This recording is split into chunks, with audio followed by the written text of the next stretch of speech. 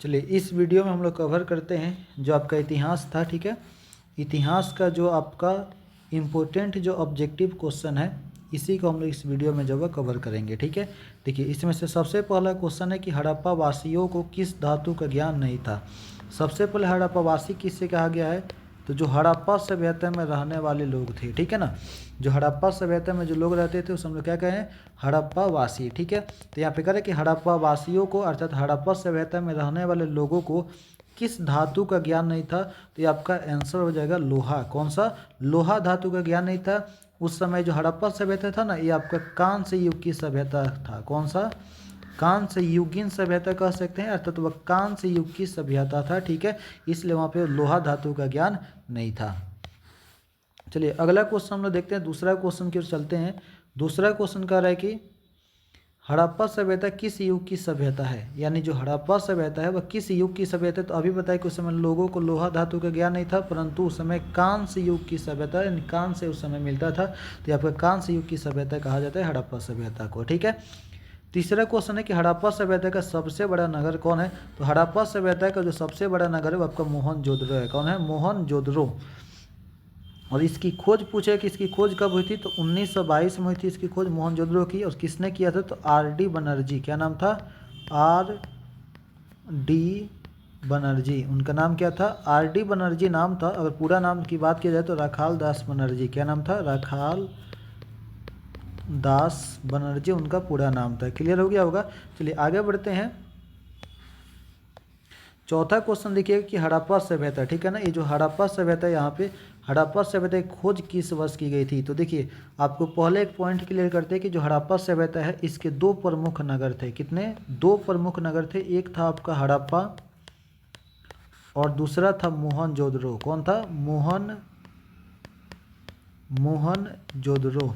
तो जो हड़प्पा की जो खोज हुआ था 1921 में हुआ था, और ये जो मोहनजोदड़ो की खोज हुआ था 1922 में, ठीक है।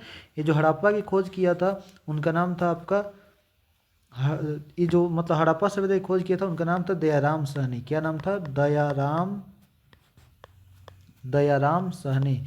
और ये जो मोहनजोदड़ो की खोज किया था उनका नाम था आर.डी. बनर्जी। आपको बता ही दिए हैं, ठीक है। चलिए अगला पॉइंट की ओर बढ़ते हैं। अगला पॉइंट देखिएगा, कह रहा है कि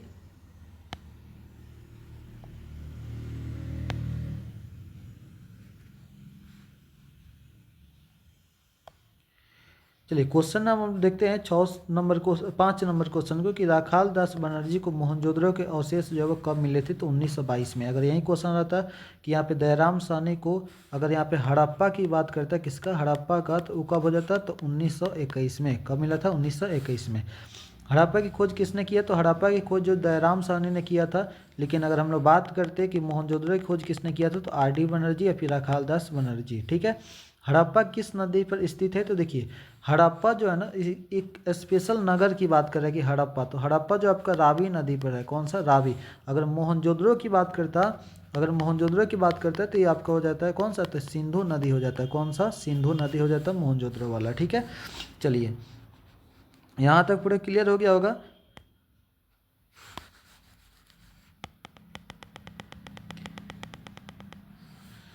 आठ नंबर क्वेश्चन को हम लोग देखते हैं। 8 नंबर क्वेश्चन,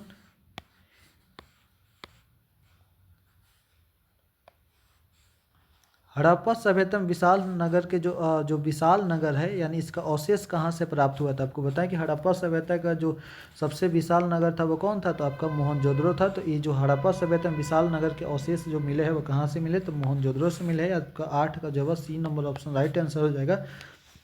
अब यहाँ पे कुछ हड़प्पा सभ्यता के नगर है, उस नगर को आप ध्यान रखिए कि कौन सा नगर जो आपका कहाँ स्थित है।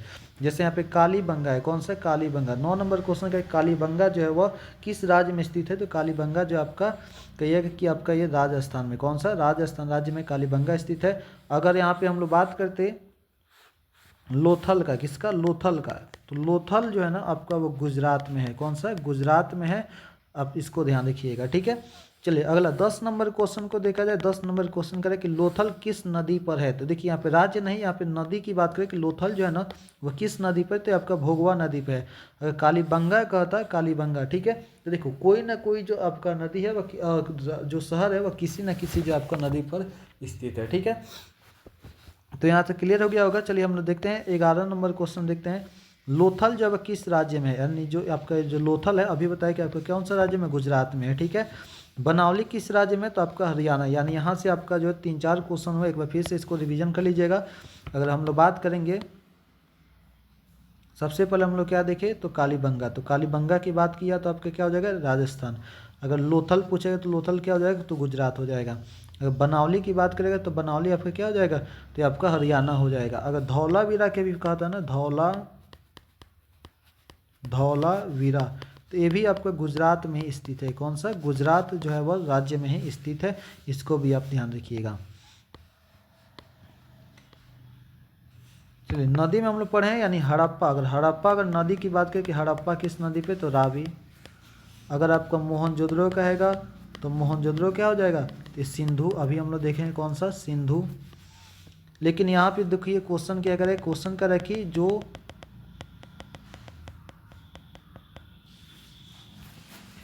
जो मोहनजोदड़ो वह किस नदी पे, तो आपका सिंधु नदी पे। किस नदी पे है, तो आपका सिंधु नदी पे है।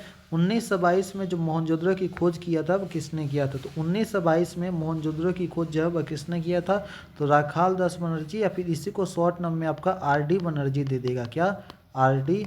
बनर्जी, तो इसको आप ध्यान रखिएगा। चलिए आगे बढ़ते हैं, 15 नंबर क्वेश्चन की ओर चलते हैं। 15 नंबर क्वेश्चन देखिएगा, पढ़िएगा। क्वेश्चन कह रहा है कि भारतीय पुरातत्व का पिता किसे कहा जाता है, ठीक है ना।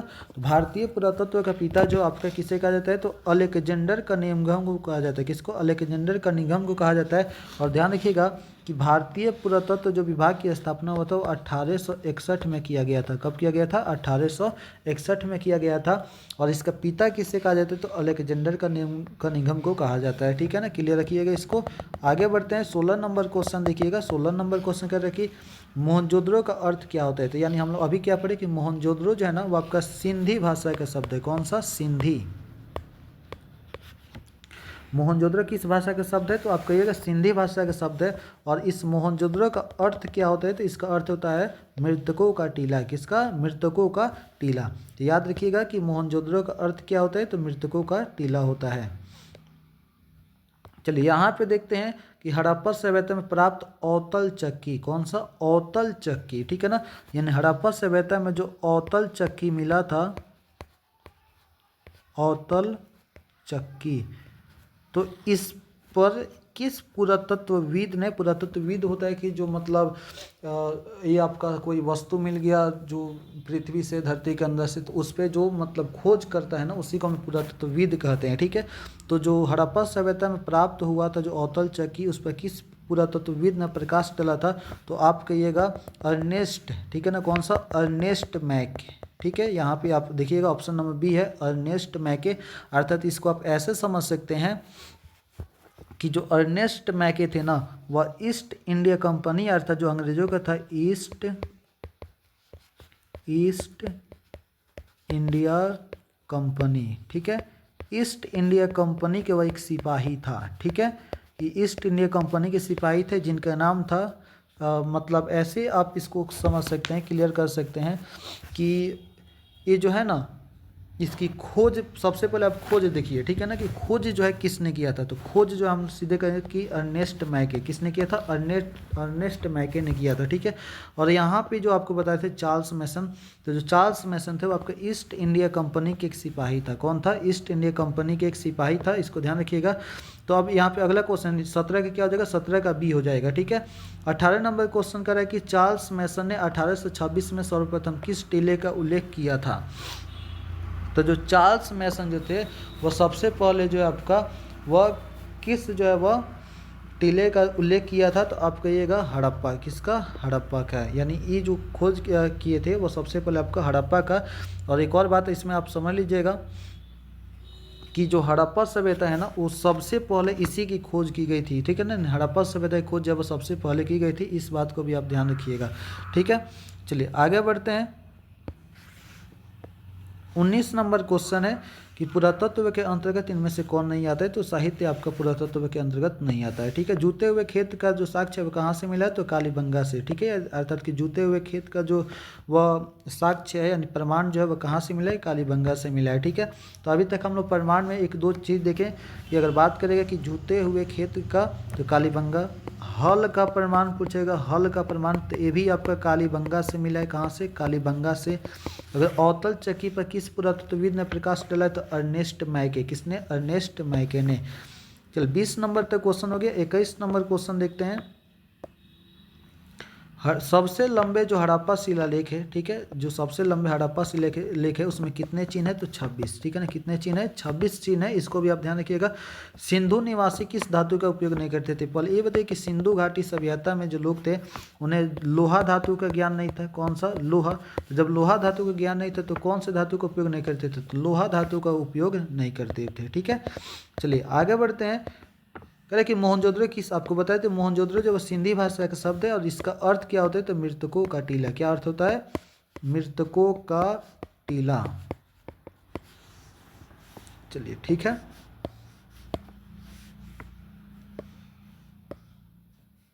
चलिए यहाँ पे देखते हैं 24 नंबर क्वेश्चन को। 24 नंबर क्वेश्चन क्या बोल रहा है कि मेसोपोटामिया के लेख में किसे नाविकों का देश कहा गया है। ठीक है, अर्थात नाविकों का देश जो किसे कहा जाता है, तो मेलुहा को। किसको, मेलुहा को जो है ना वो नाविकों का देश कहा गया है। अर्थात इसको हम ऐसे समझ सकते हैं कि जो हड़प्पा सभ्यता है ना, कौन सा, हड़प्पा, इसको आप नोट कर लीजिएगा कि हड़प्पा सभ्यता जो है,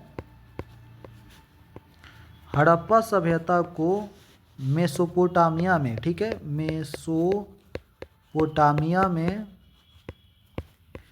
मेलुहा कहा गया है। क्या कहा गया है, मेलुहा कहा गया है। ठीक है ना, हड़प्पा सभ्यता को मेसोपोटामिया में क्या कहा गया है, तो मेलुहा कहा गया। इसको आप नोट कर लीजिएगा। आगे बढ़ते हैं क्वेश्चन नंबर 25 की ओर कि हड़प्पा सभ्यता में हल का, देखिए तो अगर क्वेश्चन पूछे जूते हुए खेत का साक्ष्य प्रमाण, तो ये आपका कालीबंगा में। हल का प्रमाण तो ये भी आपका कालीबंगा में हो जाएगा। कहाँ हो जाएगा, कालीबंगा में हो जाएगा। हड़प्पाई जो मुहर है, ठीक है, हड़प्पाई मुहर पर कनिंघम ने कब रिपोर्ट दिया था, तो 1875 में। कब रिपोर्ट दिया था, 1875 में। एक चीज़ आप और ध्यान रखिएगा कि ये जो कनिंघम जो थे ना, अर्थात अलेक्जेंडर जो कनिंघम थे वो 1853 में, कब, 1853 में सबसे पहले जो है इनको जो है ना एक हड़प्पा मुहर मिला था। क्या मिला था, हड़प्पा मुहर चिन्ह मिला था, हड़प्पा मुहर का। ठीक है ना, कब मिला था, 1853। लेकिन इस पर जो रिपोर्ट आया था, पहली बार जो रिपोर्ट आया था वो आपका 1875 में आया था, लेकिन मिला कब था, 1853 में मिला था। चलिए अगला क्वेश्चन देखते हैं कि 1944 में भारतीय पुरातत्विक जो सर्वेक्षण है इसका जो डायरेक्टर है वह कौन बने थे। तो आपको पहला डायरेक्टर आप याद किए हैं कि पहला डायरेक्टर थे आपका एवी जो है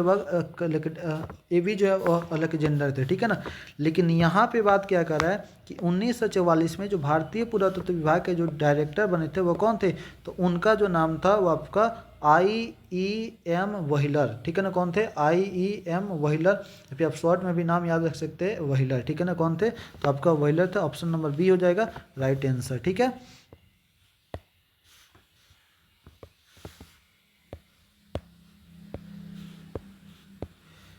चलिए एक और क्वेश्चन है, 28 नंबर क्वेश्चन है। इस क्वेश्चन को हम लोग देख लेते हैं, 28 नंबर क्वेश्चन को कि हड़प्पा सभ्यता में, ठीक है ना, हड़प्पा सभ्यता में अग्निकुंड कहाँ पाई गई है। तो अग्निकुंड जो है ना वो आपका कहाँ पाई गई, ये आपसे पूछा जा रहा है कि हड़प्पा सभ्यता में जो है अग्निकुंड कहाँ पाई जाती है। तो यानी अभी तक हम लोग जो है मतलब प्रमाण देखे हैं, जैसे हल का प्रमाण पूछा है, किसका, हल का प्रमाण। ठीक है, तो हल का प्रमाण जो आपका कहाँ मतलब हल का प्रमाण जो आपको कहाँ से मिला है, तो आपको ये कालीबंगा से, जूते हुए खेत का तो कालीबंगा से। ठीक है ना, तो इसको ध्यान रखिएगा। ठीक है, उसके बाद से अगर कहे कि हड़प्पा सभ्यता में अग्निकुंड कहाँ पाई गई, तो कालीबंगा में अग्निकुंड पाई गई है।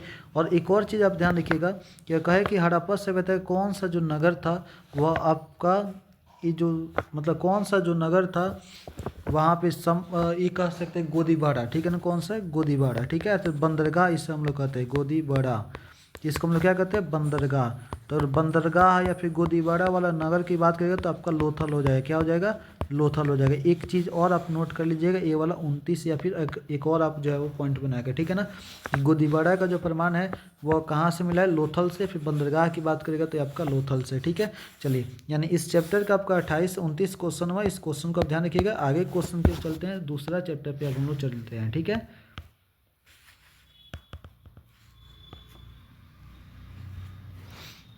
देखिए 29 नंबर क्वेश्चन की ओर आते हैं। 29 नंबर क्वेश्चन का हम ध्यान से पढ़ते हैं। कह रहे कि कलिंग की, ठीक है ना, कलिंग की लड़ाई जो है वह कब लड़ी गई थी? तो 261 में लड़ी गई थी, ठीक है ना। कि कलिंग की लड़ाई जो है कब लड़ी गई थी? 261।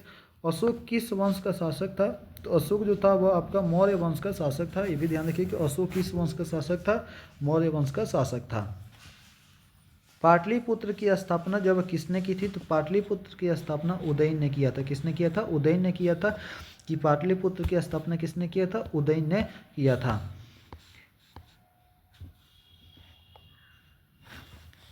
मुद्रा राक्षस, ठीक है ना। ये जो मुद्रा राक्षस जो आपका ग्रंथ है, इसके इसका लेखक कौन है? तो विशाख दत्त। कौन है? विशाख दत्त। आपका 3-4 जो है नाम मिलेगा, इसको आप ध्यान रखिएगा।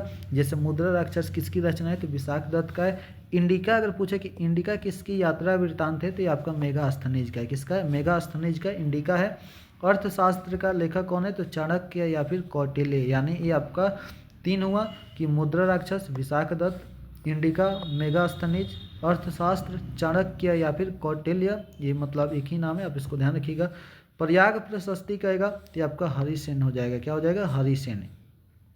यानी किसी न किसी दरबार में जो है वो लेखक रहते थे और वह लेखक जो है वो लिखते थे।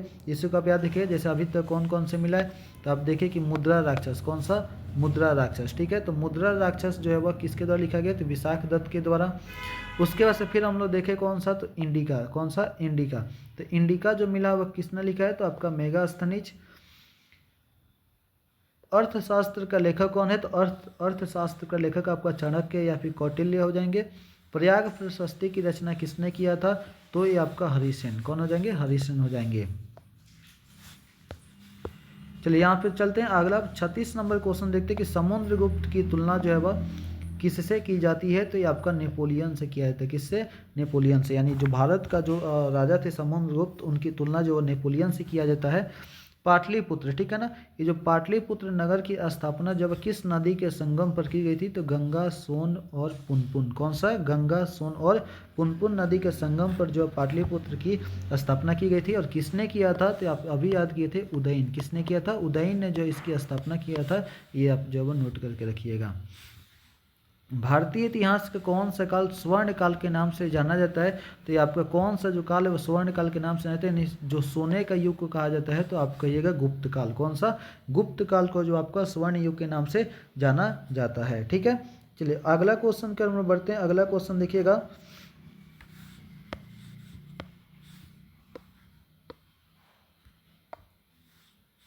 मौर्य साम्राज्य का प्रथम शासक कौन था? तो मौर्य वंश की स्थापना किसने किया था? चंद्रगुप्त मौर्य। तो जो प्रथम शासक होंगे वो कौन होंगे? तो चंद्रगुप्त मौर्य। अगर स्थापना की भी बात करें कि मौर्य वंश की स्थापना किसने किया था, तो आप कहिएगा चंद्रगुप्त मौर्य ने स्थापना किया था। गुप्त काल में कौन चीनी यात्री भारत आया था? तो देखिए गुप्त काल में कौन चीनी यात्री भारत आया था? तो ये आप याद रखिएगा, फाहियान। कौन आया था? फाहियान। यानी यहाँ पे 3-4 आपको हम नाम बता रहे हैं, इसको आप नोट कर लीजिएगा, ये आपका कन्फ्यूजन नहीं करेगा, ठीक है। देखिए अगर मेगास्थनीज की बात करें, किसका? मेगास्थनीज। मेगास्थनीज की अगर बात करेगा तो ये आपका चंद्रगुप्त मौर्य के दरबार में आए थे। मेगास्थनीज जब किसके दरबार में? चंद्रगुप्त मौर्य के दरबार में आए थे। अगर फाहियान की बात करेगा, किसका? फाहियान। तो अगर फाहियान की बात किया तो ये आपका गुप्त काल में आए थे, ठीक है ना। कौन से? तो गुप्त काल में आए थे, लेकिन चंद्रगुप्त द्वितीय के काल में। किसके? चंद्रगुप्त द्वितीय, ठीक है। यानी जो अभी पहले कि मेगास्थनीज किसके? तो चंद्रगुप्त मौर्य के दरबार में। फाहियान तो गुप्त काल में, लेकिन उस समय चंद्रगुप्त द्वितीय का जो था वह समय चल रहा था, यानी वो राजा थे चंद्रगुप्त द्वितीय, ठीक है। अगर निकोलो कोंटी की बात करेगा, निकोलो कोंटी तो ये आपका विजयनगर साम्राज्य में आया था, विजयनगर के टाइम, ठीक है ना। विजयनगर। एक और आप ध्यान रखिएगा, ह्वेन सांग। कौन सा? ह्वेन सांग। ह्वेन सांग की अगर हम लोग बात करें कि ह्वेन सांग जो है वह अगर बात करें कि वह किसके शासनकाल में आए थे, तो हर्षवर्धन। किसके? हर्षवर्धन। तो ये आपका 4 पॉइंट है, चारों पॉइंट को याद रखिएगा। मेगास्थनीज चंद्रगुप्त मौर्य, फाहियान जो आपका गुप्त जो काल में अर्थात चंद्रगुप्त द्वितीय के शासनकाल में, निकोलो कोंटी विजयनगर साम्राज्य में आया था, और जो ह्वेन सांग था, कौन? ह्वेन सांग ये आपका हर्षवर्धन के समय में आया हुआ था। ठीक है, चलिए तो यहाँ पे क्वेश्चन आपका 40 नंबर क्वेश्चन कर रहा था कि जो गुप्त काल में कौन चीनी यात्री जो है भारत आया था, कौन चीनी यात्री आए थे, तो आपका मेगास्थनीज किसके दरबार में आया था, तो आप याद रखिएगा चंद्रगुप्त मौर्य के दरबार में आया था। किसके? चंद्रगुप्त मौर्य के दरबार में आया था। ठीक है, चलिए अब यहाँ पे क्वेश्चन देखिएगा कि मेगास्थनीज कौन था, तो मेगास्थनीज कौन था, तो यात्री था। क्या था? एक यात्री था या फिर राजदूत आपका ऑप्शन देगा। अगर दोनों ऑप्शन दिए तो प्राथमिकता जो आपका राजदूत को दीजिएगा। किसको? राजदूत को, क्योंकि वह राजदूत के रूप में ही आया था। ठीक है, तो अगर दोनों दिया तो आप कहिएगा कि राजदूत के रूप में आया था। ठीक है, चलिए यहाँ तक जो है पूरा कंफर्म हो गया होगा। आगे बढ़ते हैं। चलिए आगे है कि यहाँ पे प्राचीन भारत में धम्म की शुरुआत जब किस शासक ने की थी, तो देखिए अगर धम्म से संबंधित क्वेश्चन पूछ रहा है, उसके शासक का नाम पूछ रहा है, तो आप सीधे आप आ जाइएगा अशोक पर। किस पर? अशोक पर। तो धम्म की शुरुआत किसने की थी? अशोक ने। धम्म महामात्र की नियुक्ति किसने किया था? तो अशोक ने। ठीक है, तो ये आपका जो 42 और 43 है इसका क्या हो जाएगा? अशोक हो जाएगा। अगला क्वेश्चन 44 की जनपद शब्द का जो शाब्दिक अर्थ क्या है, तो जनपद का अर्थ होता है कि जहाँ पर लोग अपना घर बनाते हैं। तो जनपद का शाब्दिक अर्थ क्या है? तो जहाँ पर जो है लोग अपना घर बनाते हैं।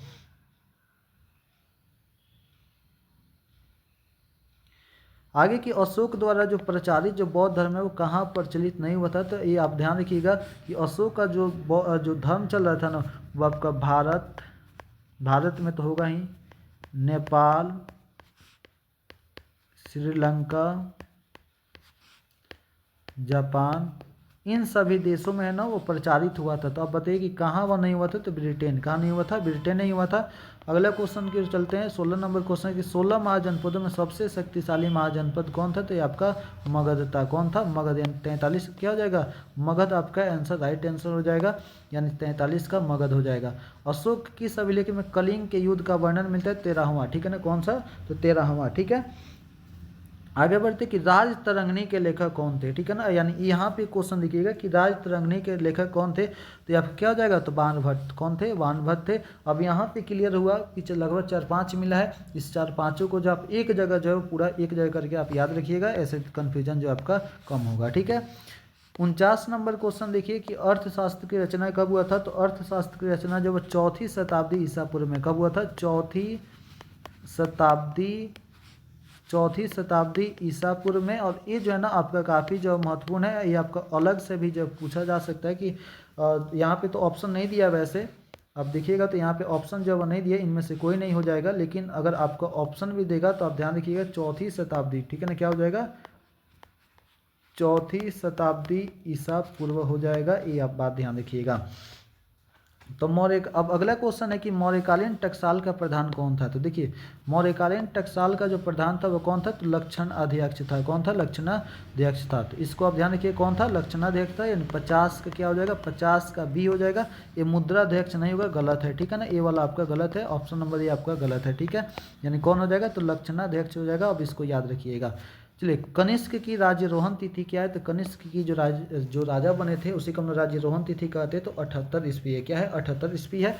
चलिए आगे बढ़ते हैं कि फूट डालकर, ठीक है ना, फूट डालकर विजय प्राप्त करने का जो कार्य सर्वप्रथम किस राजा ने किया था, तो देखिए इसमें आपके 1-2 पॉइंट, इस पॉइंट को आप नोट कर लीजिएगा कि फूट डालकर जो विजय प्राप्त करने का जो कार्य है वह सर्वप्रथम किसने किया था, तो अजातशत्रु ने किया था। किसने किया था? अजातशत्रु ने किया था। ठीक है, अब ये अजातशत्रु कौन था, तो बिंबिसार का पुत्र था। कौन था?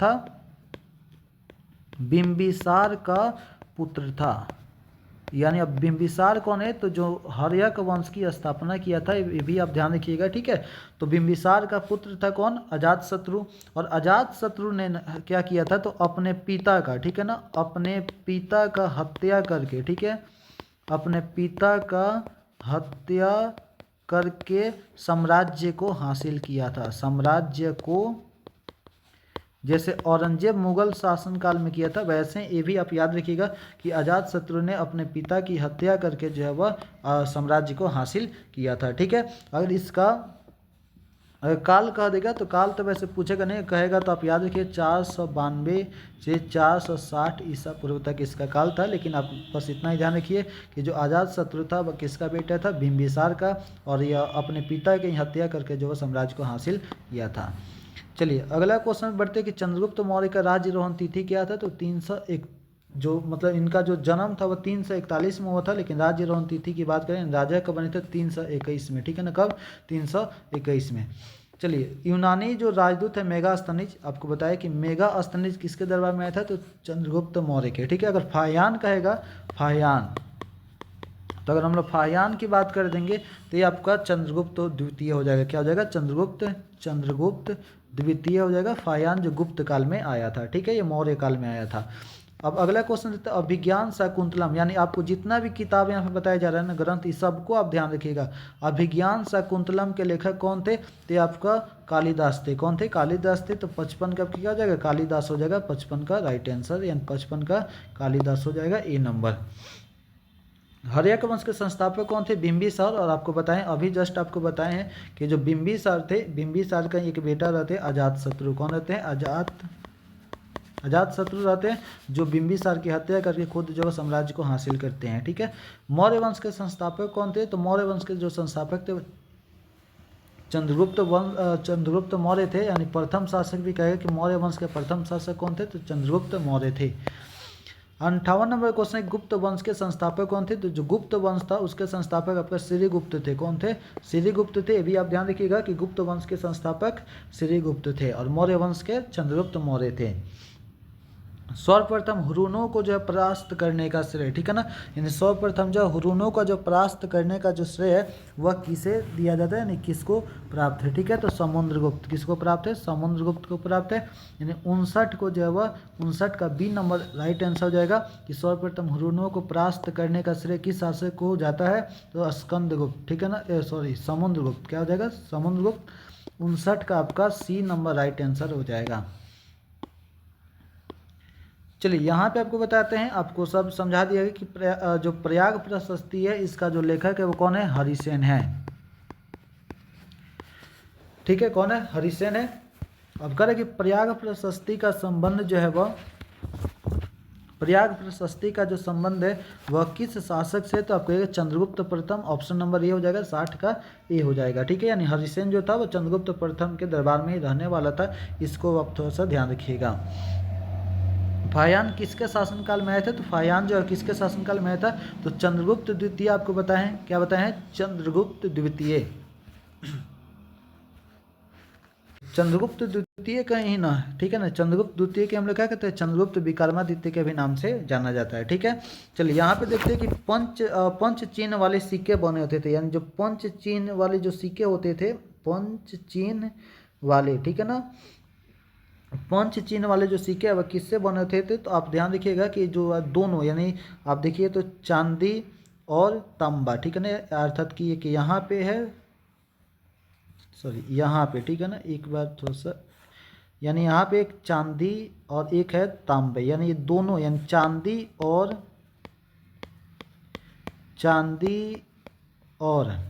तांबे, ये दोनों के जो है ना वो पंच चिन्ह वाले सिक्के बने होते थे। ऑप्शन नंबर आपका डी राइट आंसर हो जाएगा, बी एवं सी। ठीक है ना, ये दोनों हो जाएगा। ठीक है ना, चांदी और तांबा दोनों हो जाएगा।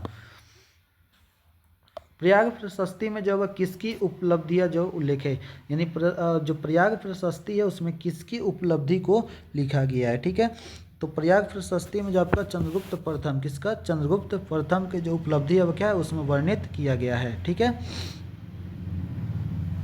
चलिए आगे चलते कि एलोरा में जो कैलाश मंदिर किस राजवंश ने बनाया था, तो राष्ट्रकूट। किसने, राष्ट्रकूट। अगर राजा का नाम कहेगा ना तो आप कहिएगा कृष्ण प्रथम। क्या कहिएगा, कृष्ण प्रथम, यानी यहाँ पे दे दिया गया कि कृष्ण प्रथम। ठीक है, अगर आपका राजवंश का नाम पूछ रहा है तो राष्ट्रकूट, अगर राजा का नाम पूछ रहा है तो कृष्ण प्रथम। चलिए अगला क्वेश्चन की ओर बढ़ते हैं, यहाँ पे ध्यान दीजिएगा। 65 नंबर क्वेश्चन है कि चंद्रगुप्त द्वितीय का शासनकाल कब से कब तक माना जाता है। तो चंद्रगुप्त द्वितीय का जो शासनकाल रहता है वह 375 से 415, ठीक है ना, 375 से 415, इसको आप ध्यान रखिएगा। और एक और चीज़ आप ध्यान रखिएगा कि चंद्रगुप्त द्वितीय है ना, इनको विक्रमादित्य, चंद्रगुप्त विक्रमादित्य भी कहा जाता है। कौन सा? चंद्रगुप्त विक्रमादित्य। और इस चंद्रगुप्त द्वितीय के बारे में एक और पॉइंट आप याद रखिएगा, नोट कीजिएगा कि इनके दरबार में, ठीक है ना, इनके दरबार में 9 रत्न रहते थे। कौन रहते थे? 9 रत्न भी रहते थे, ठीक है। तो प्राचीन, अगर प्राचीन भारत की बात करें, बस 9 रत्न तो अकबर के भी दरबार में रहते थे, लेकिन प्राचीन भारत की बात किया तो आपका हो जाएगा कौन? तो चंद्रगुप्त द्वितीय हो जाएगा। चलिए क्वेश्चन नंबर 66 चलते हैं कि जो प्रभावती गुप्त जो थी वह किसकी पुत्री थी। तो प्रभावती गुप्त जो है वह किसकी पुत्री थी? तो आपका चंद्रगुप्त द्वितीय की पुत्री थी। और इनकी जो शादी है ना वो आपका रुद्रसेन से किया गया था। किससे किया गया था? रुद्रसेन, ठीक है, रुद्रसेन से इनकी शादी किया गया था, जो सुदर्शन झील का पुनर्निर्माण कराए थे, ठीक है ना। चलिए आगे बढ़ते हैं। 67 नंबर क्वेश्चन, चीनी तीर्थयात्री फाहियान भारत कब आया था? तो 5वीं शताब्दी ईसा पूर्व में आया था। कब आया था? 5वीं शताब्दी ईसा पूर्व में आया था, यानी आपका 67 का जो आपका C number option right answer हो जाएगा, 5वीं शताब्दी ईसा पूर्व। तक्षशिला किस महाजनपद की राजधानी थी? जो तक्षशिला है वो आपका गंधार की राजधानी थी। किसकी? गंधार की। अगर बात करेंगे हम लोग एक सबसे जो शक्तिशाली, यानी जो अगर सबसे शक्तिशाली महाजनपद की बात करेगा तो आपका मगध होगा। क्या होगा? मगध। और जो मगध की जो प्रारंभ में राजधानी थी वो आपका राजगाह में। कहाँ?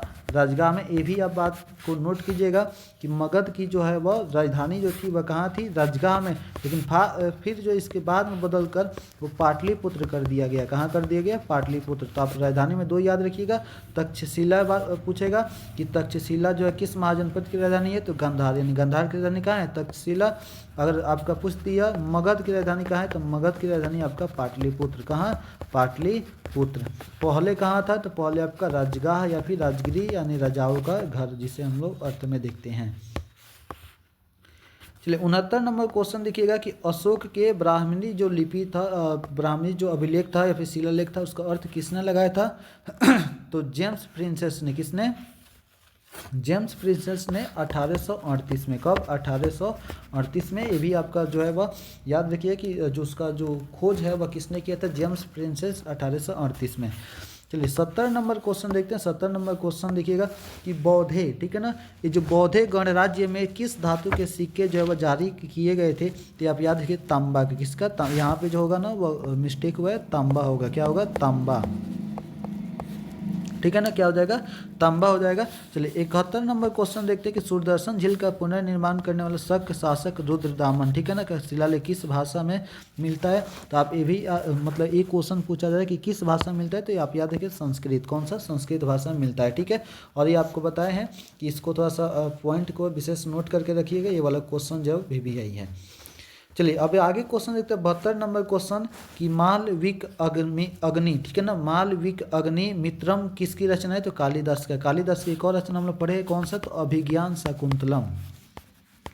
अभिज्ञान शाकुंतलम, ठीक है ना, शाकुंतलम। चलिए ये आपका 72 नंबर क्वेश्चन हो गया। आगे बढ़ते हैं 73 नंबर क्वेश्चन को देखते हैं कि प्रयाग प्रशस्ति का जो स्तंभ है वो अभिलेख किस लिपि में मिलता है? यानी जो प्रयाग प्रशस्ति स्तंभ का जो अभिलेख है वो किस लिपि में मिलता है? तो ब्राह्मणी लिपि में मिलता है। कौन सा? ब्राह्मणी लिपि में। जीवक वैद्य किस वंश के काल में थे? तो वह हर्यक वंश के काल में थे। कौन सा? हर्यक वंश के काल में थे। आगे बढ़ते यूनानी शासक सेल्यूकस को जो यूनानी शासक जो थे वह सेल्यूकस का राजदूत कौन था? तो आप याद रखिएगा मेगास्थनीज। कौन था? मेगास्थनीज। आपका दूसरा चैप्टर यहाँ पे खत्म हुआ। चलते हैं हम लोग तीसरा चैप्टर में। और यहाँ पे पहला क्वेश्चन कि महाभारत का युद्ध कितने दिनों तक चला था? तो 18 दिनों तक चला था। कितने दिनों तक? 18 दिनों तक महाभारत का युद्ध चला था। और ये जो महाभारत या कुरुक्षेत्र का ये जो मतलब महाभारत का युद्ध हो रहा था वो कहाँ हो रहा था? तो कुरुक्षेत्र के मैदान में हो रहा था। कहाँ हो रहा था? कुरुक्षेत्र के मैदान में। तो महाभारत का जो युद्ध चला था वो 18 दिनों तक चला था। और इसको जीतने का श्रेय किसको है? तो आप कहिएगा पांडवों को। किसको है? पांडवों को है। यानी जीतने का जो श्रेय है ना वो आपका पांडव को है। यानी महाभारत का जो युद्ध है वह किसने जीता था? तो महाभारत का जो युद्ध है वह किसने जीता था? तो पांडवों ने।